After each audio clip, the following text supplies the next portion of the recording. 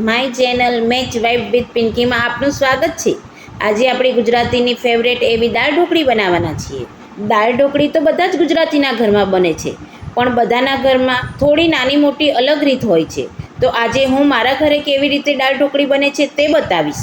અમારા ઘરે દાળ ઢોકળીની સાથે થેપલા પણ બનાવવામાં આવે છે, તેથી મેં થોડો લોટ વધારે લીધો છે। તમે તમારા પ્રમાણમાં થોડો ઓછો કે વધારે લોટ લઈ શકો છો। આ દાળ ઢોકળી મારે 4 થી 5 જણા માટે બનાવવાની છે, અને તેની સાથે થેપલા પણ, એટલે મેં 500 ગ્રામ જેવો ઘઉંનો ઝીણો લોટ લીધો છે। આ લોટની તૈયારી કરતાં પહેલાં મેં એક નાની વાટકી તુવેરની દાળ 3 વખત ધોયા બાદ તેને કુકરમાં 4 સીટી વગાડી બાફી લીધી હતી।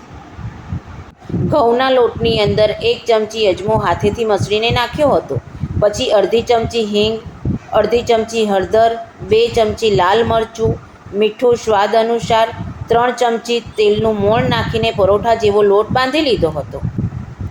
બાંધેલા લોટમાંથી મેં જરૂર મુજબના ઢોકળીના લુવા લઈ લીધા હતા, અને બીજા લોટમાંથી મેં થેપલા બનાવ્યા હતા। લોટની અંદર તમે તમારા સ્વાદ મુજબના મસાલા કરી શકો છો।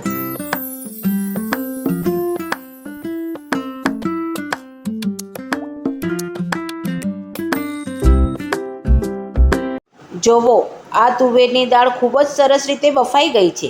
હવે આ બફાયેલી દાળમાં અડધી ચમચી હળદર, 1 ચમચી લાલ મરચું, સ્વાદ અનુસાર મીઠું નાખીને આ દાળને હેન્ડ બ્લેન્ડરની મદદથી સરસ રીતે એકરસ કરી લેવી।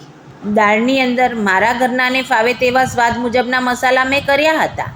તમે પણ તમારા ઘરનાને ફાવે તેવા સ્વાદ મુજબના મસાલા વધારે કે ઓછા પ્રમાણમાં કરી શકો છો। દાળ ખૂબ જ સરસ રીતે એકરસ થઈ ગઈ છે। ત્યારબાદ 2 થી 2.5 ગ્લાસ જેટલું પાણી નાખીને દાળને ઉકળવા મૂકી દીધી।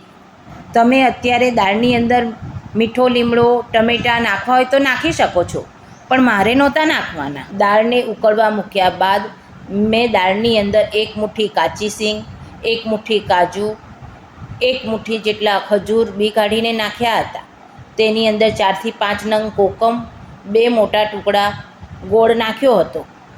આની સાથે સાથે તમે દાળની અંદર સૂકી દ્રાક્ષ, છીણેલું ટોપરું નાખી શકો છો, પણ મારા ઘરે નહોતું એટલે મેં નહોતું નાખ્યું। દાળમાં આટલો મસાલો કરી દાળ ઉકળે ત્યાં સુધી બીજી બાજુ મેં ઢોકળી વણવાની ચાલુ કરી દીધી હતી। જ્યાં સુધી દાળ ઉકળે ત્યાં સુધી ઢોકળી પણ વણાઈ જશે।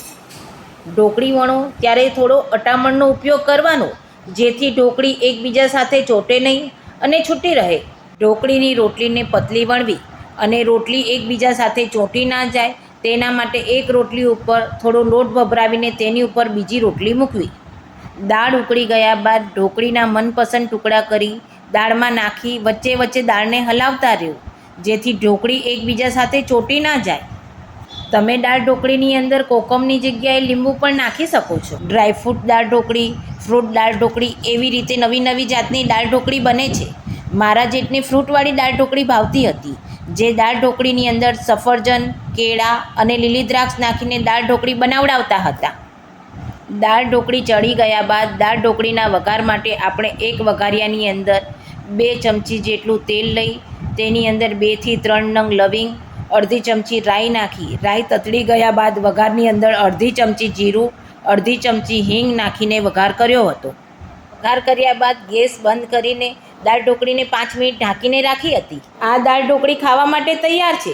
જો તમને મારો આ વિડીયો ગમ્યો હોય તો મારી ચેનલને લાઇક, શેર અને સબસ્ક્રાઈબ કરવાનું ના ભૂલતા।